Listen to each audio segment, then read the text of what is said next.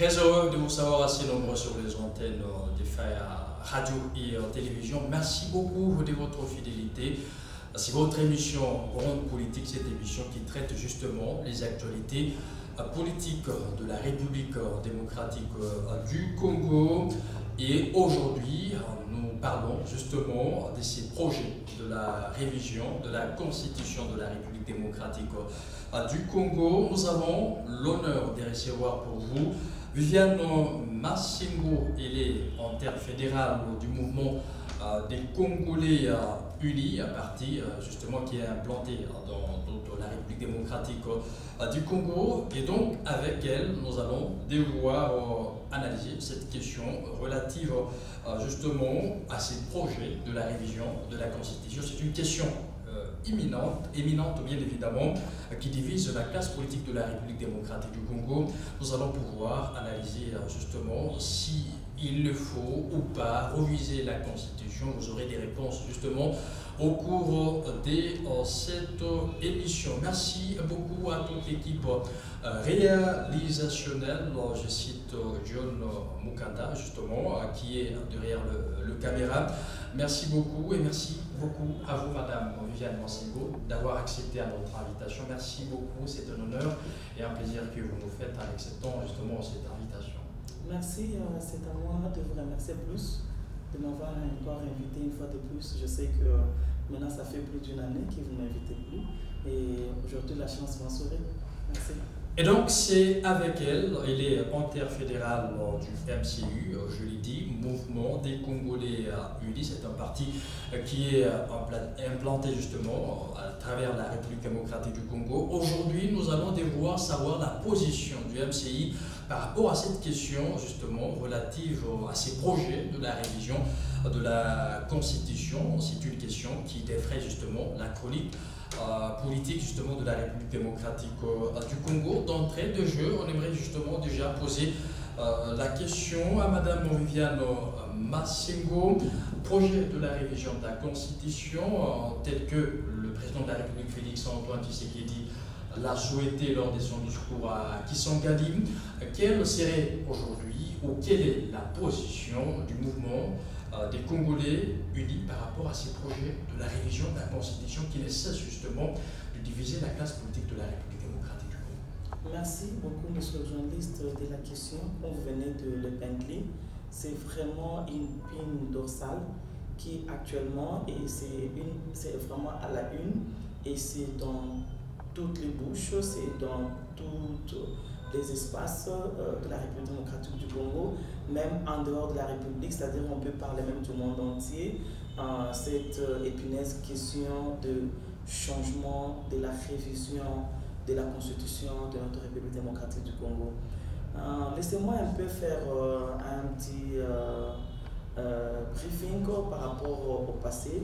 Vous savez que nous qui sommes actuellement au pouvoir, c'est-à-dire que nous de l'Union sacrée, nous qui sommes du bon côté de l'histoire, qui avons accepté de préserver les acquis pour que nous puissions accorder un second mandat à son Excellence Félix Antoine Tshisekedi, nous étions à l'opposition à l'époque où nous étions en train de refuser, de nous opposer contre la révision de la Constitution. Cela ne pouvait pas définir dans le sens que cette constitution était parfaite, qu'elle n'avait pas des entorses, et c'est pour cela peut-être nous ne voulions pas qu'elle puisse être changée. Mais c'était par rapport aux intentions qu'avait l'ancien régime. À l'époque de l'ancien régime, il voulait réviser la constitution pour mettre des dispositions, déverrouiller ce qui était verrouillé afin de s'éterniser au pouvoir. Mais actuellement, ce qui nous réjouit, nous, est que notre président de la République n'a pas ces intentions-là. Il a travaillé durant son premier mandat presque à 70%, et un mandat qu'il a partagé avec ses partenaires, comme vous le savez. Nous ne pouvons pas revenir à l'histoire au mariage FCC Cash, tout le monde le connaît. Et il a pu travailler et ça devrait attirer notre attention.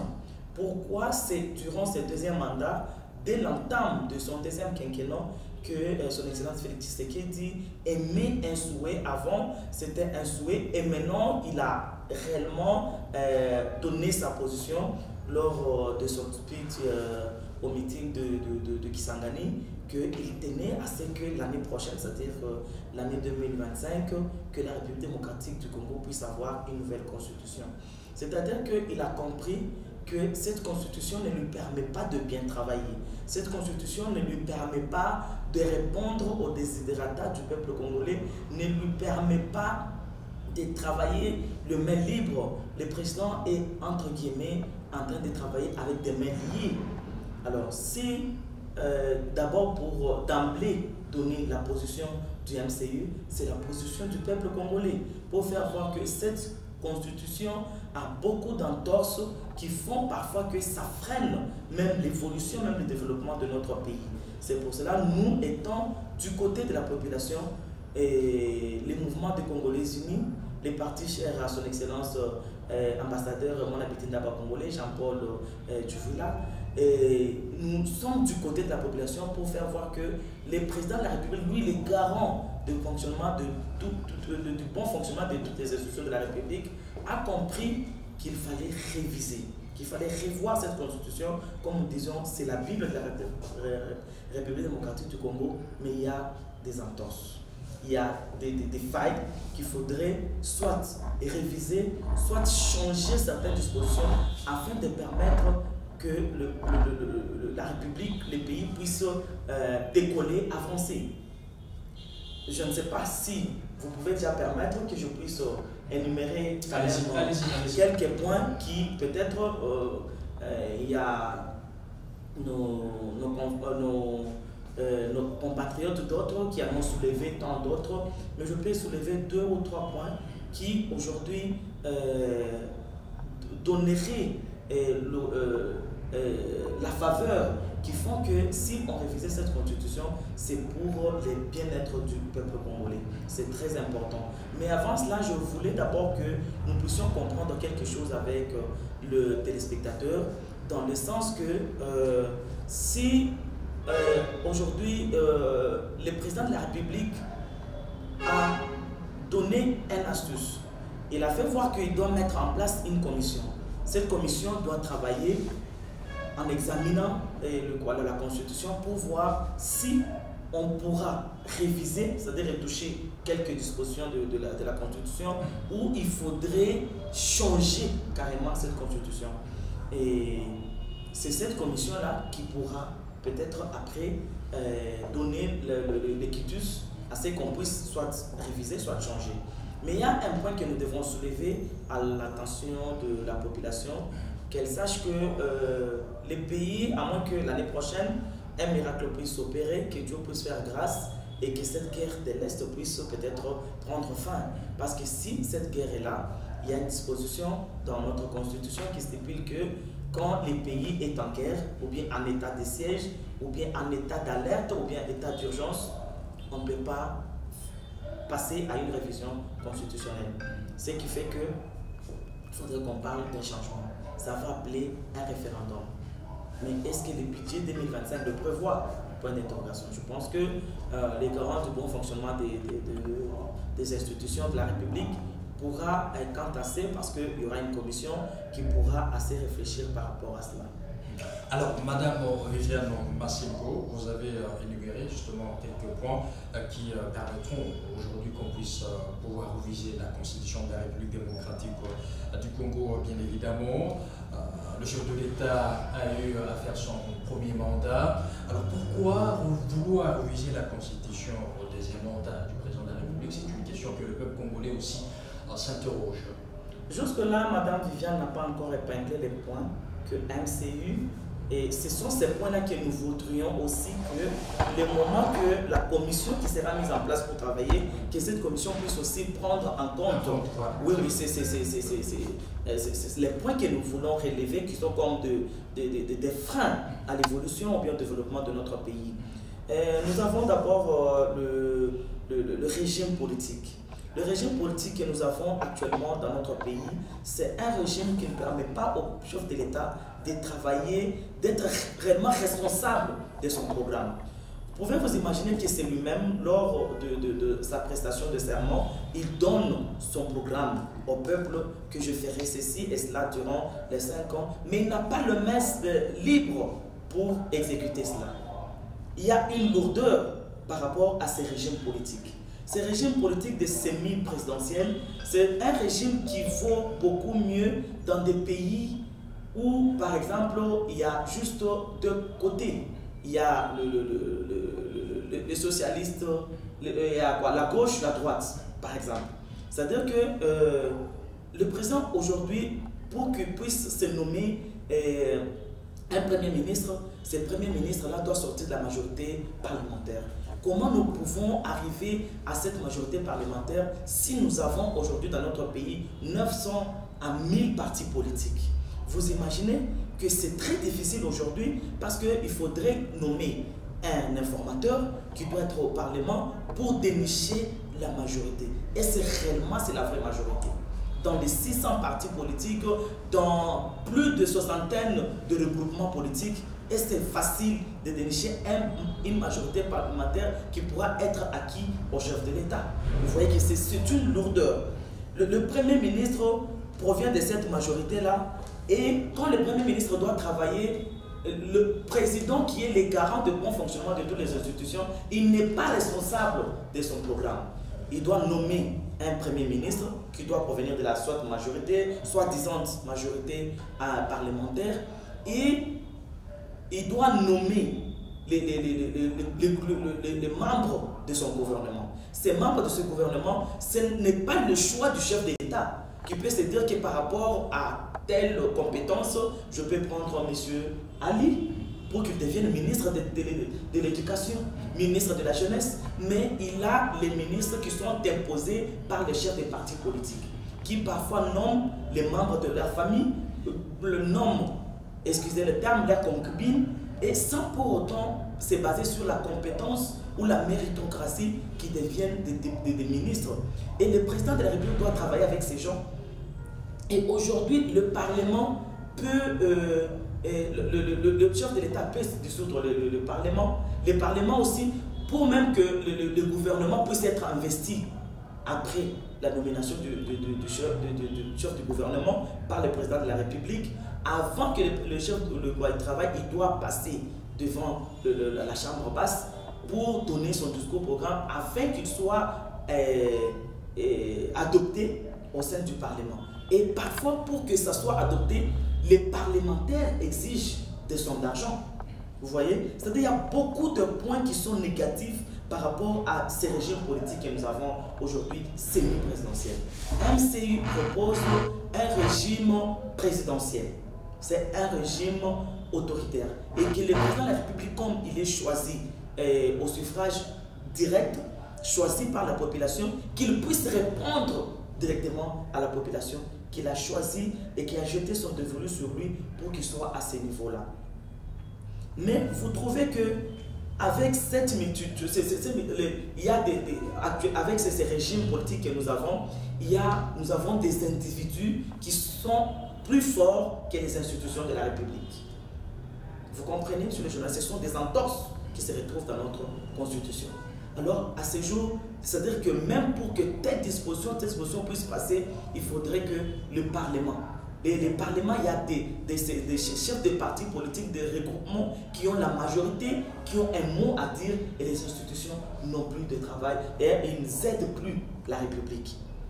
Il y a, par exemple, nous proposons tout ça, la suppression de certaines institutions, qui, moi je peux dire entre guillemets, inutiles.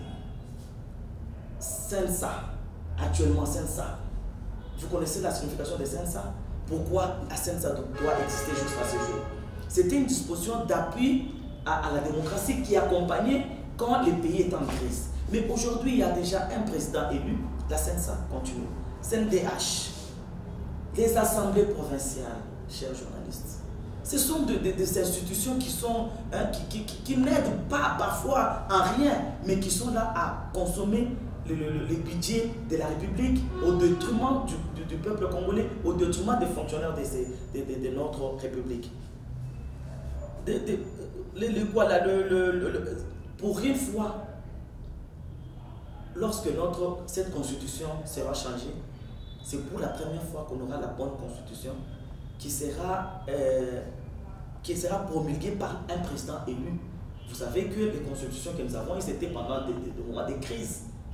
Ce n'était pas des présidents élus qui avaient promulgué ces constitutions-là. Et ça pourrait aussi permettre au chef de l'État de travailler les mains libres si nous sommes dans un régime présidentiel. Parce que le régime que nous avons, ça ne répond pas aux réalités de notre pays. C'est très important qu'on puisse revoir le régime, qu'on puisse supprimer certaines institutions inutiles, budgétivores, qui ne servent à rien, et certaines élections. Par exemple, je prends l'élection de gouverneur de province. Est-ce que vous pouvez parler que c'est une élection? Actuellement, tout le monde veut être politicien. Tout le monde veut postuler à être député. Pourquoi? Parce que quand vous serez député provincial, quand vous serez député national, vous allez avoir des pots de vin pour faire passer telle ou telle motion, pour faire passer telle disposition. On va vous donner l'argent pour qu'on puisse élire un sénateur. Les sénateurs, nous avons vu dans ces pays des sénateurs qui ont déboursé 100 000 $ par tête, par député, pour avoir une voix. Vous trouvez ça que c'est une élection? C'est de la pure corruption. Si on pouvait rendre ces élections-là des sénateurs, diminuer le nombre de sénateurs, diminuer le nombre de parlementaires, et faire que les sénateurs et les gouverneurs soient aussi élus au suffrage universel direct. C'est très important. Ce sont les quelques points là, parce que vu le temps, on ne pourra pas tout épingler. Quelques points que nous, MCU, étant du côté de la population, nous voulons à tout prix que cette constitution puisse être revue. C'est très important. Mais comme étant dans un état de guerre, ça mène à un changement. Et cette fois-là, nous aurons aussi une constitution qui sera rédigée par toutes les couches pour ne pas les citer, c'est-à-dire par les Congolais eux-mêmes. Alors, il s'agit là de l'intervention de Viviane Massingo. Je rappelle qu'elle est interfédérale du mouvement des Congolais unis. Alors, Madame Viviane Massingo, vos propos me poussent justement à vous poser une question. Vous avez évoqué quelques points qui sont à la base du dysfonctionnement dans le bon fonctionnement justement de la République démocratique du Congo, des institutions de la République démocratique du Congo. Alors, pourquoi vous, MCU, et de manière beaucoup plus globale, l'union sacrée de la nation, pourquoi n'aviez-vous pas constaté tous ces dysfonctionnements que vous venez à peine d'évoquer au premier mandat du président de la République? Pourquoi vouloir le faire au deuxième mandat du président de la République? Je pense avoir déjà répondu à cette question. Alors, pour la bonne compréhension, le respect de nos téléspectateurs, de tous les choix qui sont en train de nous suivre ce soir, tantôt je disais que le chef de l'État, le premier quinquennat, il n'a pas travaillé à 100% seul. Il n'avait pas de mains libres. Il n'était pas seul. Il a travaillé durant presque 2 ans dans un mariage que vous connaissez, un mariage qui était illégal, FCC Cash. Il a travaillé durant plus de 2 ans avant qu'on puisse découvrir que FCC Cash n'était pas, de plateforme électorale et que ça ne pouvait pas, ce n'était pas, des plateformes qui étaient légales, qui ne pouvaient pas diriger, être à la tête de la République ou bien diriger avant qu'on puisse dissoudre ça et que le président puisse travailler seul. Et pendant ces temps-là, je pense que le mandat passé, il a travaillé 2 ans et demi, ou moins de 3 ans, parce que vous savez que la dernière année de la mandature, c'est l'année purement électorale. C'est-à-dire qu'il n'avait pas assez de temps. C'est-à-dire que c'est durant ces quelques temps qu'il a travaillé dans son premier quinquennat qu'il a pu constater ces failles-là. Et qu'il a vu que cette fois-ci, pour que tôt encore, dès l'entame de son deuxième quinquennat, qu'il puisse déjà revoir certaines dispositions de la Constitution, changer certaines choses et amener une Constitution purement congolaise qui répond aux réalités. Parce que nous ne devons pas avoir une constitution qui est copiée-collée, une constitution qui était taillée sur mesure. Aujourd'hui, les élections, nous allons à un seul tour, c'est-à-dire que soit le président de la République n'est pas vraiment élu à 50% même, ça peut être même moins de 50%, alors que normalement, nous devons aller à deux tours. Il y a beaucoup de points qu'il faudrait revoir dans cette constitution. Je sais là où m'amène votre question, parce que beaucoup des opposants pensent que si aujourd'hui Félix Tshisekedi souhaite qu'on puisse réviser cette constitution, la changer, c'est parce qu'il veut s'éterniser au pouvoir. Loin de là. Loin de là son idée, c'est-à-dire que ce n'est pas par rapport à cette disposition-là qu'il pense qu'elle est verrouillée, peut-être qu'il pourra toucher. Peut-être qu'il va le toucher de la bonne façon. Peut-être qu'il peut se dire que voilà, nous réduisons les mandats à 3 ans, 4 ans. Donc qui sait? La révision pourrait aussi toucher le mandat du président de la République. Moi, je ne vois pas, ce n'est pas de l'évangile. Ce ne sont pas des saintes écritures. De l'union sacrée. Bien sûr, ce ne sont pas des saintes écritures, la Constitution. Bien sûr, je parlais que c'est la Bible de la République démocratique du Congo, mais ce n'est pas les saintes écritures qui ne peuvent pas être changées.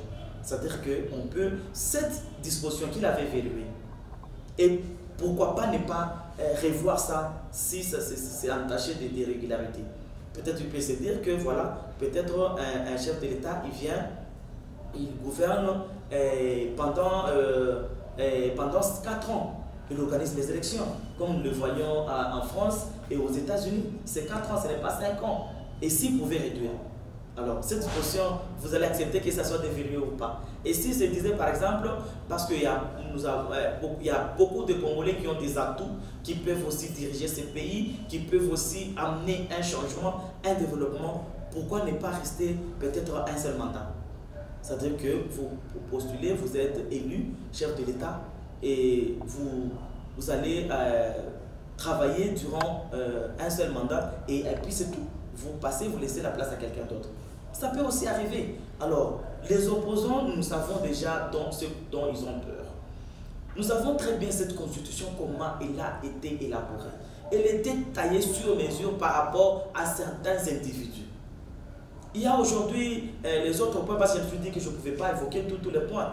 Les premiers ministres, les honoraires, les présidents des assemblées, des grandes institutions ne peuvent pas être ne peuvent pas être poursuivis après leur mandat. Tout ça, ce sont des histoires qui, parfois, ça n'aide pas à ce que le pays puisse se développer, parce qu'il y a ces gens-là qui sont des intouchables.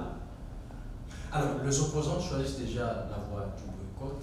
Que pensez-vous justement de cette réaction aussi directe de quelques opposants de la République? Ce n'est pas la première fois que une opposition, et surtout cette fois-ci, nous disons qui sommes à l'Union sacrée, il n'y a pas d'opposition.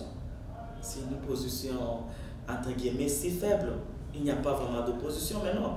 Alors, si nous sommes là pour éclairer la lanterne de l'opinion, c'est-à-dire que ça n'a pas vraiment d'impact, parce que cette opposition est minoritaire. Nous, l'Union sacrée, nous sommes majoritaires. C'est-à-dire que même le peuple là est du côté de l'Union sacrée. Ce qui fait qu'aujourd'hui, parce qu'après cette commission qui sera mise en place par le chef de l'État pour étudier les points, certaines dispositions qui pourront être retouchées, qui pourront être revues, qui pourront être changées, et si ça demande qu'on puisse aller au changement de la Constitution, ça va faire appel à un référendum. Un référendum, des référendums, comme vous le savez, c'est la population qui va passer pour choisir, pour dire oui ou non par rapport à le changement de la Constitution. Alors nous allons voir maintenant à ce moment-là si l'opposition actuelle pèse ou pas. Si cette opposition elle est majoritaire ou minoritaire. C'est après le référendum, si nous allons réellement passer au changement, que nous pourrions voir quelle est la place de cette opposition actuellement. Nous savons qu'il y a eu d'opposition dans ces pays à l'époque. Ça, c'était là, l'opposition, mais actuellement, on ne peut pas parler d'opposition quand même. Le peuple congolais, Madame Viviane Massingo, attend beaucoup de l'Union sacrée de la nation. Au premier mandat du président de la République, Félix-Antoine Tshisekedi Tshilombo. Vous avez évoqué la question, d'ailleurs vous l'avez souligné, la question justement du blocage qui était entraîné par le Front commun pour le Congo. Au deuxième mandat du président de la République, il faut toucher à la constitution de la République démocratique du Congo.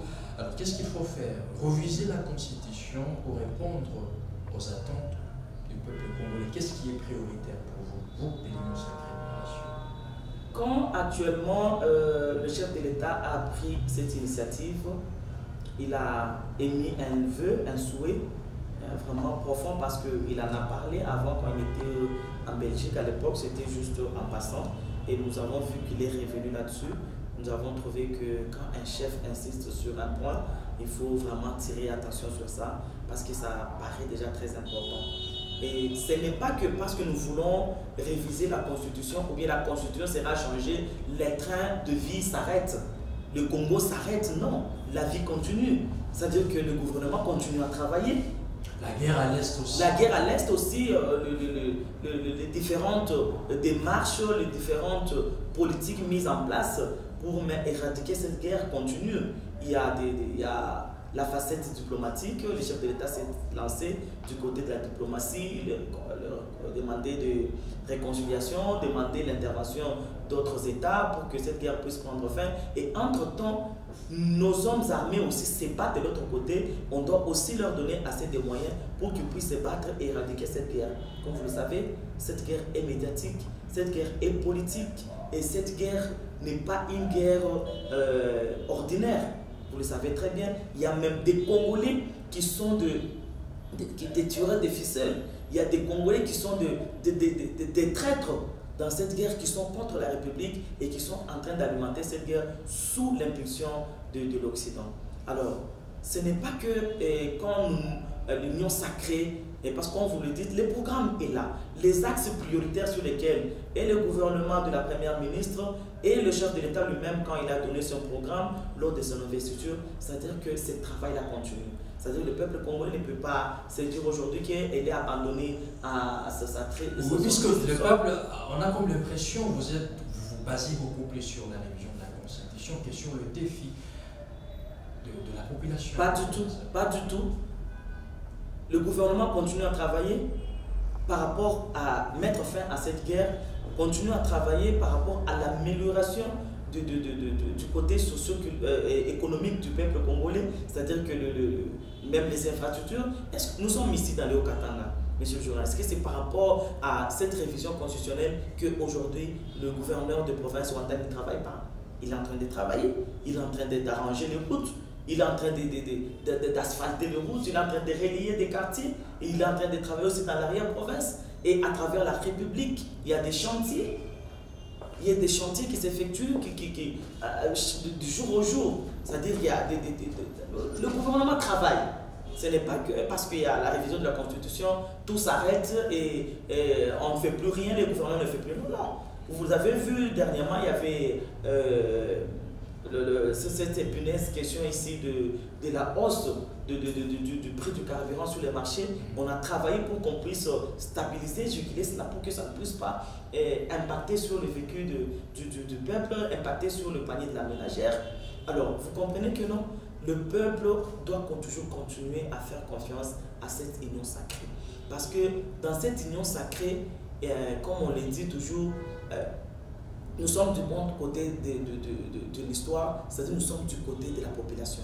C'est-à-dire que nous qui sommes là, comme aide du chef de l'État, nous savons ce qui se passe. En province, il y a ça et ça. Et c'est notre travail de ramener pour que le gouvernement puisse travailler, parce que le chef de l'État n'a pas Dieu partout, si ce n'est que nos yeux aussi pour l'aider à voir quelque part. C'est-à-dire que le peuple doit continuer à faire confiance à l'union sacrée, faire confiance à son président élu et qu'il est en train de travailler pour le bien-être du peuple congolais, parce que, comme vous le savez très bien, ce slogan est toujours là, toujours le même, le peuple d'abord. Alors, le peuple d'abord, ce sont le propos de Viviane Massembo, interfédérale du mouvement des Congolais unis. J'ai envie de vous poser l'avant-dernière question, bien évidemment. Vous avez évoqué la lourdeur dans la mise en place des institutions de la République démocratique du Congo, vous avez parlé du Sénat, vous avez parlé de l'Assemblée nationale, vous avez parlé aussi de quelques assemblées provinciales de la République démocratique du Congo.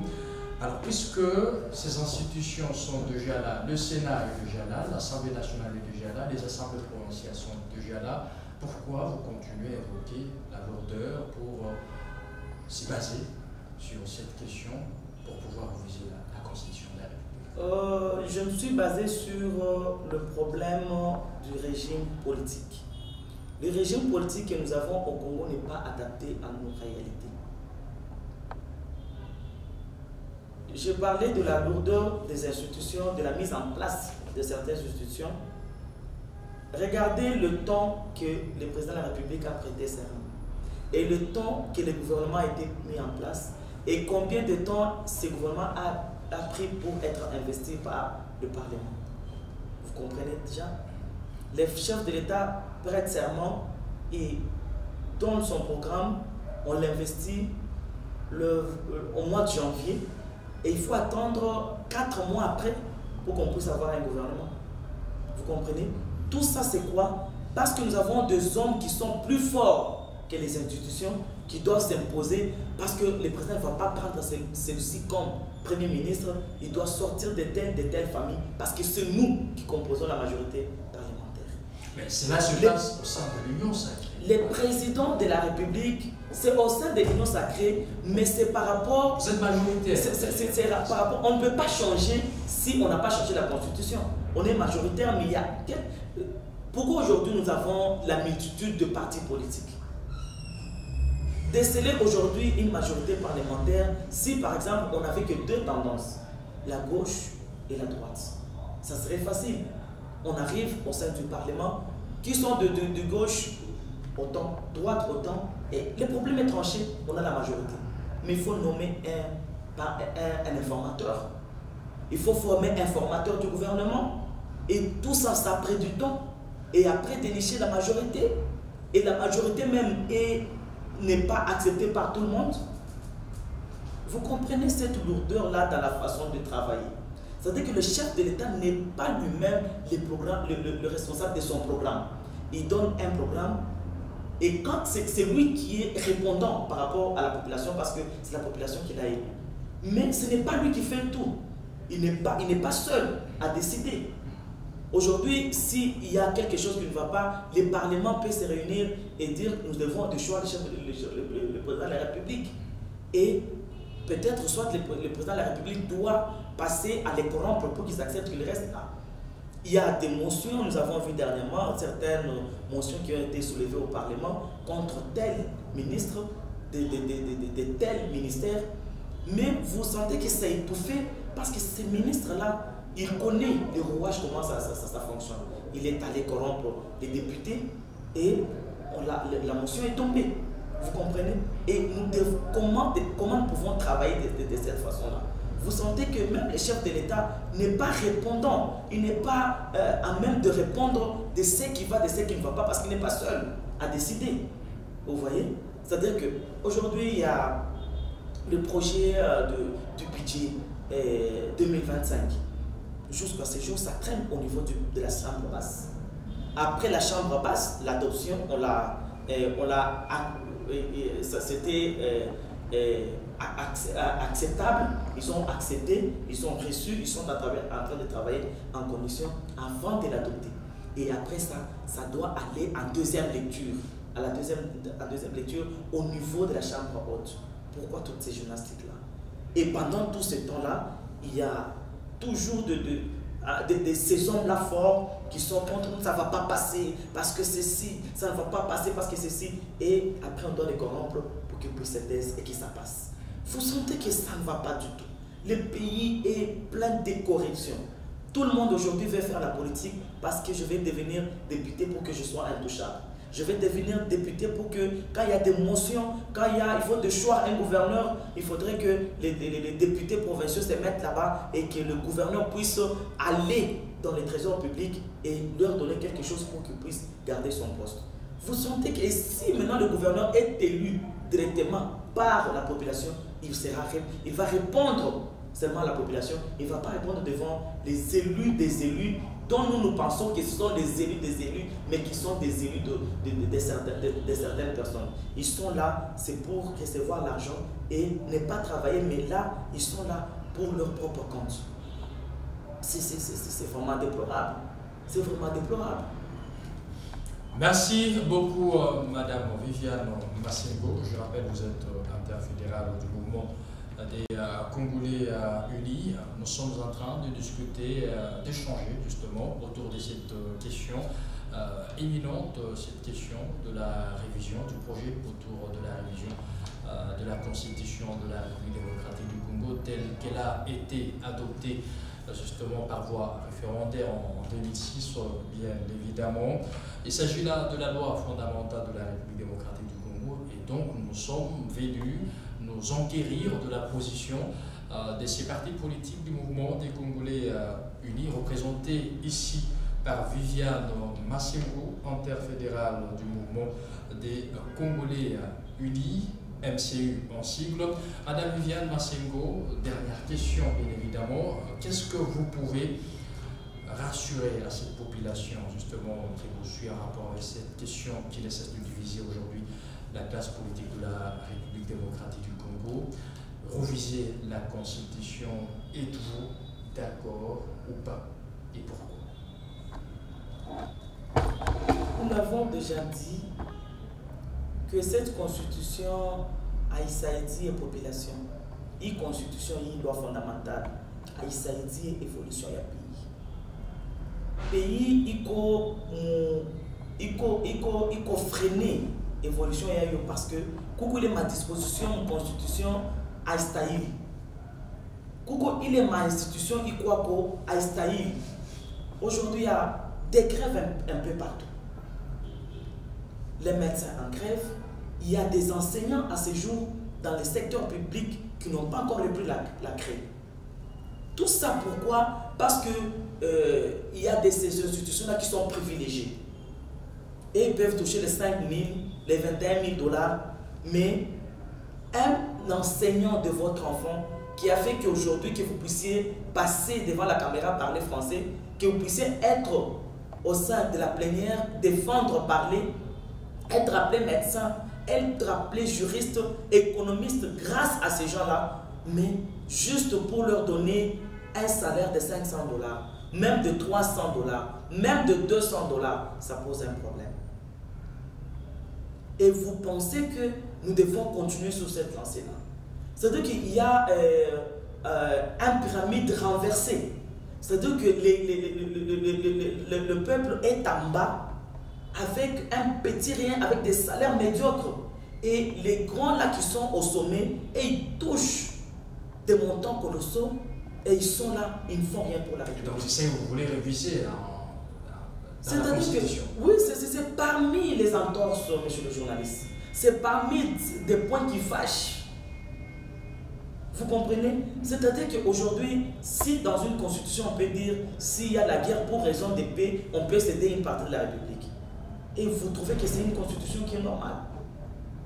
On rêvait ça en 2021, en 2011, pour enlever le deuxième tour de l'élection. Réduire ça à un seul tour. Et aujourd'hui, nous sommes passés de 11 provinces à 26 provinces. Il y a de ces provinces-là qui ne sont pas viables. Il y a de ces provinces-là qui n'existent que de non-provinces. Vous trouvez un ministre provincial qui est locataire. Laissez-moi parler à Masseco. Vous trouvez un ministre provincial qui marche à pied. Ce n'est plus un dignitaire. Ce n'est plus un honorable. Tout ça pourquoi? Parce qu'on a voulu, à cause de certains conflits inutiles,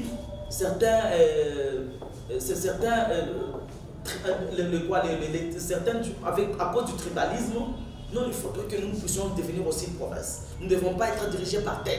Nous devons être dirigés par tel. Et tel tribu a beaucoup dirigé. Nous devons aussi diriger. C'est nous maintenant qui devons avoir une province. Et nous sommes passés de 11 à 26 provinces. Et quel genre de provinces avons-nous? Pourquoi ne pas réduire le nombre de provinces? Pourquoi ne pas revenir même à 15, même à 18? C'est que vous Bien sûr, parce que oui, nous préconisons aussi cela. Parce que je sais qu'il y avait des provinces qui étaient trop larges, trop grandes, mais qui pouvaient être scindées. Là, c'est normal. Mais il y a de ces provinces-là qui n'ont pas les raisons d'être. Ce sont des provinces... c'est-à-dire que les infrastructures, ça ne suit pas. Il n'y a pas de ressources. Comment ces provinces-là peuvent subvenir d'elles-mêmes? La rétrocession. Il y a beaucoup de points, monsieur le journaliste. C'est prévu par la Constitution. Mais cette restitution, est-ce que ça suit? Non. Il y a ces gouvernements provinciaux, depuis le premier mandat du chef de l'État, ils n'ont jamais reçu la restitution. Et si ces gouvernements provinciaux-là n'ont pas d'autres ressources, comment fonctionner? C'est ça le comble. Vous comprenez? C'est-à-dire que nous, étant du côté de la population, nous soutenons ces changements, nous soutenons cette révision de certaines dispositions de la Constitution qui freinent la bonne évolution de la République démocratique du Congo, qui parfois, certaines, comme je venais de le dire, sont plus forts que les institutions. C'est-à-dire qu'eux, quand ils sont là, si elles n'ont pas encore 10 mots, rien ne s'est fait. Et même le chef de l'État a des mains liées. Alors c'est très important que le chef de l'État, d'ailleurs, il a compris, il n'a pas attendu la fin de son mandat pour évoquer cette question. Et voilà qu'il évoque déjà dès l'entame de son deuxième mandat, c'est-à-dire qu'il a compris qu'il faudrait le faire pour bien évoluer. Et je pense que le peuple congolais ne sera pas dessus par rapport à ces changements ou cette révision. Elle va se retrouver. Elle va se retrouver. Je sais que ce n'est pas par un bâton magique, ce n'est pas du tic au tac, mais ça va aller. Merci beaucoup à vous, Madame Viviane Massengo, interfédérale des Congolais Unis. Mesdames et messieurs, nous sommes arrivés pratiquement à la fin de cette émission Ronde Politique, cette émission qui traite justement les actualités politiques de la République démocratique du Congo. Et comme vous le savez, aujourd'hui, nous avons eu l'honneur de recevoir pour vous Viviane Massengo, interfédérale du mouvement des Congolais Unis, avec qui nous avons eu à échanger autour de ces projets de la révision de la Constitution. Merci beaucoup à vous, Madame Viviane Massengo. Merci également à vous, fidèles téléspectateurs. Merci aussi à ceux qui vont devoir nous suivre à la radio. Merci à vous, fidèles auditeurs de Fire Radio et Télévision. Nous sommes arrivés pratiquement à la fin de cette émission. Au prochain rendez-vous.